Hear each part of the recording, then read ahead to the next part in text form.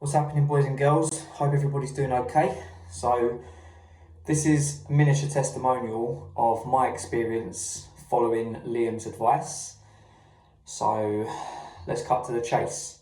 So last year in June, I randomly woke up one morning and my ears just felt like they was flooded, like they just had water in it, and it just felt really, really horrible. And I freaked out a little bit and I thought, what the hell's going on? So I went into the bathroom, immediately put some earbuds in there to just try and see what was going on. And I just had tons and tons of earwax. It just literally came out of nowhere.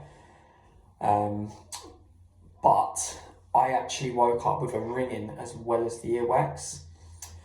So anyways, got an appointment, got the earwax removed. That was all sorted. Ears were fine, ears were back to normal. I went to the gym 2 days later, put some headphones in, started listening to loud music, and then as soon as I come out of the gym, I noticed that my ears were ringing again. And I was thinking, fuck, what is going on? What is happening? And it wouldn't go away, and I couldn't work out why. And it's only till now I'm kind of thinking it could possibly be to do with music, and where I just had all the earwax removed and my ears were just fresh. Who knows? But thing is with this, there's never one reason to cause it, because also I was going through other things. I was going through a lot of stress. I had a new baby on the way. Loads of other factors were going on. I was eating absolute shit day in, day out. Didn't really care about what I was eating. I had no knowledge about what I was eating, why I was eating it. So, it could be anything at all. So I pretty much dealt with tinnitus for a good sort of like 6 to 7 months before I found Liam's page. And you do. You look at forums and advice that people give you online, and it's just absolute same shit. Either you can't cure it, you're gonna have to learn to habituate and deal with it, and blah blah blah, all the rest of that bullshit. Anyway, I'm very stubborn, so I've always believed that you can always heal yourself naturally rather than taking drugs. So I took the route of following Liam's advice, and for the most part, I was doing it all for free. I didn't even sign up to anything, didn't pay for a course, didn't do anything. I just started implementing parts of his advice.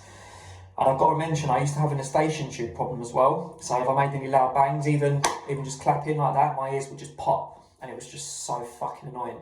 And it used to happen day in, day out. And the type of job I do, there involves a lot of banging. So yeah, it was just constant shit for me. So I started following his advice, mainly started off with the cold showers and fasting. Fasting I was familiar with anyway, because I used to use it for like training and stuff like that. But I think one of these, with this, you need to try everything. It's not one size fits all. It just ain't. And you'll notice, you'll try one thing, it'll spike it. You'll try another thing, it'll lower it. So you just need to be conscious and do what works for you. So as I said, for me, fasting was pretty good. Dieting, I pretty much went I went all in. I just went straight fucking carnivore. And I know Liam advises against it, but that's just me. I decided I wanted to go full carnivore. I was having no sauces on anything. I was having no bread, no pasta, no rice, no nothing. Drinking just water. In fact, I was drinking tap water, which I only drink bottled water now. And if you go on his YouTube videos, he'll explain why, because of the shit that comes in the tap water, like fluoride, heavy metals that your body doesn't need. It's toxic. So yeah, and then after about 2 weeks of implementing his advice, I noticed that the ear popping started getting a lot better, and it was a lot less frequent. I could make certain sounds and it wouldn't do it. So I thought, okay, great, I'm going to carry on doing this. And I'm not at 100% silence now, but I can live with it. It's so easy. I can go to sleep. I don't have to put any white noise on. I don't have to put any background sounds, nothing. I can actually just sleep.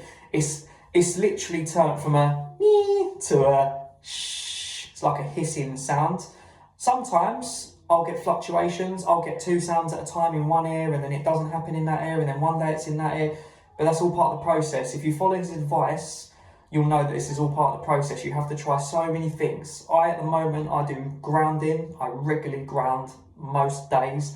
I'll get out of my garden at like 6 o'clock in the morning, you know, just literally get my bare feet out, put on the grass and just sit down for about 20 minutes. And yeah, might look a bit strange, but you do your research, it does the job. I work out regularly, so most days I'll train at least 4 to 5 days a week. It's all about, you know, regular training, clearing your lymphatic system, you know, getting the blood flowing around the body, eliminating toxins from the body. You know, you need to test your house for mold, make sure there's, you can get a mycotoxin test, make sure there's no mold in the body. I mean, I probably advise to treat it like there is anyway, because they're so hard to detect. But I've been following some advice off of a lady who wrote a book called Break the Mold, and it's basically, I use a nose spray which has got 3 essential oils in it with a saline, and I spray that up my nose every day. That's healed a lot of sinus issues that I used to have. I do regular hot baths. That helps a lot, like a hell of a lot, because you're sweating out all the toxins, as well as working out, you're sweating out toxins. You need to treat it as if you're just trying to eliminate your body from all the gunk and shit that you've accumulated over the years.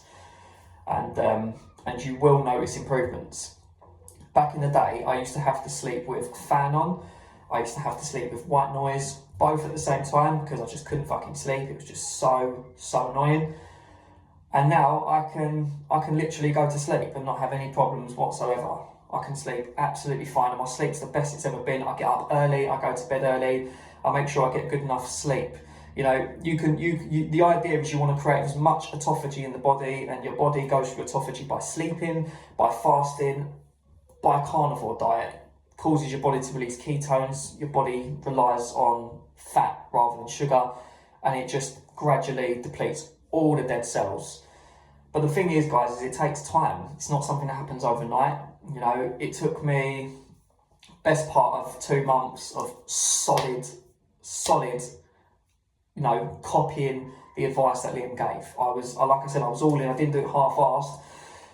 I've relaxed a little bit more now, but do you know, one thing I'll say is it's all dependent on yourself. Yeah, Liam can give you all the advice in the world. You can read up as much advice. You can watch as many videos, but unless you actually implement it and do it and stick to it, don't expect any results, because, you know, you are your own worst enemy at the end of the day. You have a choice whether you want to attack it and get rid of it for good, or you want to be half-assed about it. And, you know, you can only do one or the other, in my opinion.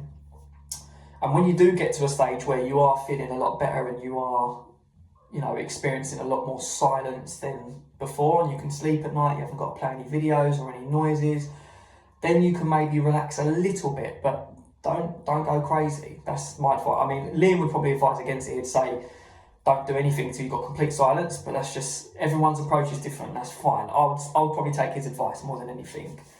But me, myself, I've got kids, I've got a girlfriend who likes to do a lot of chocolate, and there's a lot of treats around the house, as you can imagine. So for me, it's like a constant battle. I have to avoid it at all costs. But every now and then, I might have a little bit of something, and, you know, that's okay. As long as, in my head, as long as you're doing 95% good, 5%, the good will always outweigh the bad in that respect. So yeah, I can't really think of much else to say apart from, you know, don't be your worst enemy. If you want to get rid of it and have silence, or even just get your life back without having it constant, take his advice, do what works for you. Don't just do one size fits all approach. Try absolutely everything.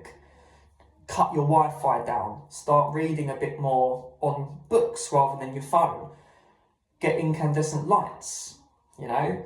Try and search for mold around the house. Do tests on the body. Find out what you're allergic to. Slowly cut down carbs, vegetables, rice, pasta, wheat. Try and cut it down. Do everything slowly. It all takes time. You can't just do it all in one. Because I went through hell. I cut coffee like that. I cut teas like that. I cut everything like that. And I suffered massively. It was the most horrendous 2 months of my life. And I'm safe to say I'm on the other end of it. But you've got to remember, caffeine's a drug. It's addictive.